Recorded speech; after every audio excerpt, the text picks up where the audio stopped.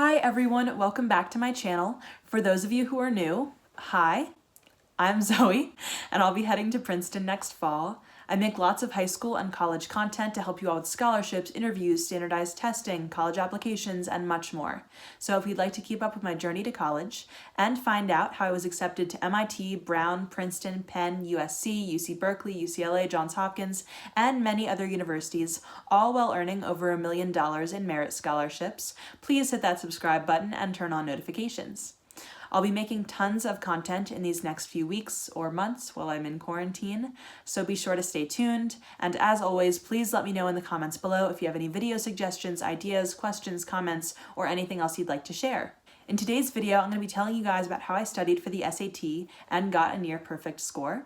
I'm going to be talking about what score I earned, when I started studying, my test-taking timeline, what I used to prepare, and providing you guys with some tips on how to ace your SAT. But before we jump into it, I do have one brief disclaimer. For those of you who have watched some of my other videos, you may have heard me say this before, but I want all of you to know that stats are not everything in the college application process. I'm sure that many of you watching this video clicked on this video in order to boost your stats, and that is awesome, good for you, but don't stress out over your scores too much. As long as you're in that 25th through 75th percentile range for your colleges, you are totally fine. You don't need a perfect SAT score. In fact, plenty of schools reject perfect scoring applicants every single year. So don't stress over the numbers too much. These scores are really just used as minimum metrics for whether you're academically qualified to handle a school, not as indications of anything beyond that. Colleges don't distinguish much between a 1490 and a 1520, or even a 1520 and a 1580. Plenty of my friends who scored lower than me were accepted to the same schools I was accepted to, and even accepted to schools that I was rejected to, and people with scores that were higher than mine got rejected to some of the schools that I was accepted to. So, all of you should really just take a deep breath and recognize that these 4 hours of your life that you're spending so much time preparing for definitely don't determine 4 years of your future. It's all going to work out. You're going to be totally fine. Now that that is over with, let's get into it. I'll start off by telling you guys a bit about my experience with the SAT and the PSAT. So I took the PSAT or the PSAT my sophomore and my junior years. I started off sophomore year in the fall and took the PSAT without studying at all prior. I ended up scoring a 1430, so that was kind of my baseline score with this whole process. I didn't start studying for the next year's PSAT until the summer before my junior year. I gave myself a week after sophomore year ended into the summer, and then, I set up a practice schedule for myself and kind of laid out what my timeline is going to be. So when I was doing that, I set out my calendar for the summer in terms of work, tennis, travel, etc., and then figured out what times and dates would be best for me to study. I ultimately decided that I wanted to do prep 5 days a week during the summer. I gave myself the weekends off. One important thing to note is that your practice schedule should be designed based off of your starting score.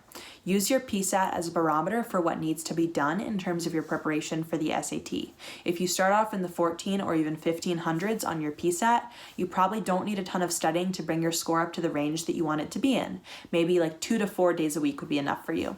If you start off in the 1300s, maybe you want to do 3 to 5 days a week of prep. Anything below that, I would definitely recommend doing 5 to 7 days a week if you are shooting for elite colleges like the Ivy League, Stanford, MIT, etc. What's really important here, though, is consistency and structure. You need to have a practice schedule that gives you no excuses to say that you'll skip SAT prep for the day or that you're just too busy. You need to make sure that you keep the motivation up and that you carve out 15 to 30 minutes each day for yourself to just sit down and do the practice that you need to succeed on this test. So one big suggestion I have for you guys when prepping for the SAT is just to be very diligent and self-motivated. Be honest with what you're going to be willing to put in to prepare and commit yourself to doing that and putting in that time and energy. So the schedule that I set up for myself was to do every day during the week for 30 minutes per day. So that amounts to 2.5 hours per week of SAT practice, which really isn't that much in the grand scheme of things. But like I said, ask yourself what practice you're going to need to get to that score that you want and set up a schedule that works toward that, step by step. So I did this schedule of prep for the whole summer, June through August, and then when the school year started, I did 4 days a week, 30 minutes per day. My school has block scheduling, So we have each class 4 days a week. I set it up so that I would do my SAT prep during my independent study for AP Comparative Government because I just worked in the library during that time and did homework during the class period. Sorry, Miss Husbands. I did that until I took the PSAT in mid-October of my junior year because I knew that I needed to hit a certain threshold to qualify for the National Merit Scholarship competition. Side note, I ended up being named as a National Merit Scholar and winning some money, so that's pretty cool. Anyways, after taking the PSAT, I actually stopped doing scheduled SAT practice each day or week. I then switched to scheduling practice tests for myself every 2 to 3 weeks, depending on my schedule with debate tournaments and tennis competitions and such.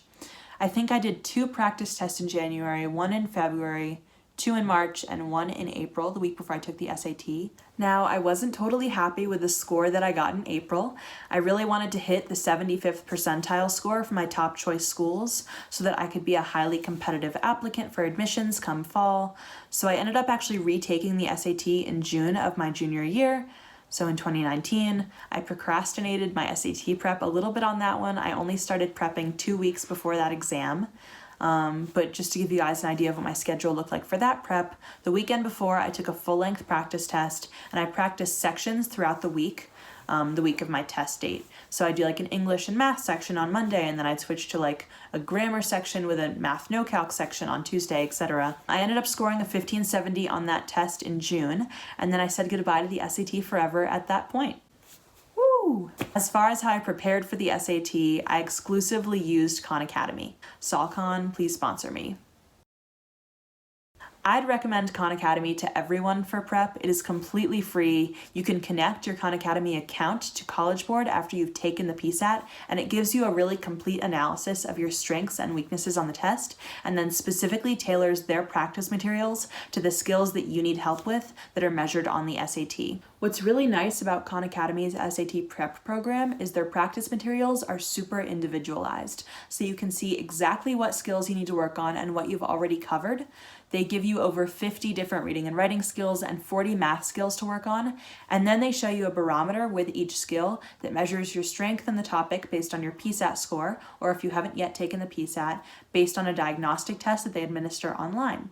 So what I used and what I really liked about the SAT prep program is that Khan Academy gives you daily recommendations for what to practice based on your schedule for the day and your proficiency in different skills. If you want to do more practice than they set up for you for a given day, you can scroll through the different skills that they have on their page and do practice problems, watch videos explaining the topics at more basic and more challenging levels, and much more. Beyond practice materials as well, they also provide tons of tips and strategies for performing well on the SAT, including how to go about answering questions, tricks for more effective speed reading on that reading section of the test, grammar tricks, ways to get through math sections faster, and much, much more. If you'd be interested in hearing some of my personal tips for crushing the SAT, let me know in the comments below and I'll do my best to make a video about that for you guys. One thing I'd like to say is that especially if you start out in that higher scoring range, like high 1300s, 1400s, 1500s, etc., it can be hard to figure out what skills need work and what skills that you just need to maintain. The Khan Academy SAT course really helped me figure out what areas I needed to improve on and how I could push that 1430 baseline that I got on my sophomore year PSAT up to a perfect or near perfect score. Seriously, Khan Academy, please sponsor me. After I had taken the PSAT during my junior year, I took quite a few practice tests to prepare for the spring SAT. I got a few of them from, guess where, Khan Academy, but I found most of my tests through Prep Scholar, which is also a free platform that provides excellent SAT prep. Prep Scholar has tons of full-length official SAT practice tests that were administered in prior years. Big tip here, do not take unofficial practice tests, you guys. There are tons of these tests out there that people and companies write that are not written by the College Board, and you should not be taking those tests or using their materials. You want to really understand during your practice how these tests are written, how to think like the people who are writing the SAT, and in order to be able to really effectively do that, you should only be using official practice and testing materials. So anyway, what I would do when I was studying for the SAT is I would sit down on a Sunday morning at 9 a.m. during the winter of my junior year. I'd print out a bubble sheet so that I could take this test in as real a way as possible and with the exact testing conditions. I'd give myself the 3-minute bathroom breaks, a snack break halfway through. I think that making your simulations of this experience, the way you take your practice tests and do the materials, should be really kept as true to the real thing as possible. You know what like coaches for sports always say, you should train like you want to perform. And I think the same thing is definitely true of the SAT. Anyway, I think taking printed practice tests, holding yourself to the time limits, and making the whole experience feel very real is beneficial. Practice tests were super helpful for me and really forced me to work under a time crunch, more so for the ACT than the SAT because the ACT is much faster paced. But overall, I would just go sit down, go through the test, 65, 45, 25 minutes at a time, however long the section, and that worked for me really well. As far as tips for you guys, here is my biggest suggestion. Grab a notebook and write down, rework, and rethink each mistake you make. I didn't actually use this trick, but a bunch of tutors and really high-scoring students who I know recommended it, and from the people I've talked to, it works really well. But basically the goal of this exercise is to fill a notebook with mistakes you've made and solutions to the problems, so that when you're getting ready to take the SAT, you basically have a log of all of the areas that need work and can remind yourselves of the right way to tackle these problems that you've struggled with in the past. So each time you take a practice test or do that Khan Academy practice session, score your exam, see how you did on the section, and then note which problems you got wrong. So in your notebook, I want you to do 4 things. 1, write down the questions that you missed. 2, write down the original answer and how you got to it, like your thought process, the equations, etc. 3, write down the reworked and correct solution and why this is right. And 4, think of a trick for how you're going to remember the method that got you to the correct answer for the next time you do a problem like that. Whether it's a mnemonic for a grammar issue, like if you're using fanboys for comma rules, or the Pythagorean equation because you always struggle to remember it, give yourself a good way to get the right answer the next time you do a problem like that. You don't want to keep making the same mistakes because that's the thing that's going to really drag your score down. So each time you do a practice, whether it's a full-length practice test or just one of those daily Khan Academy sections, make sure you're looking over your answers, figuring out why you got it wrong, and then discovering how you can not get it wrong next time. That's really how you drive your score up to that perfect, near perfect range. I have a few more really beneficial SAT tips to share with you guys, so let's get into those. 1 is to finish testing as early as possible. Ideally, you should really prep for the SAT the summer before your junior year and knock out your SAT testing in the first semester of junior year, right around the time when you'll take your last PSAT. This timeline is so fantastic because it clusters all your studying into one period of like 4 to 6 months. It really allows you, rather than forcing you to stop and start again with your testing, it really kind of provides that fluid, continuous system for you to really get the most out of your SAT preparation. So that's a big tip.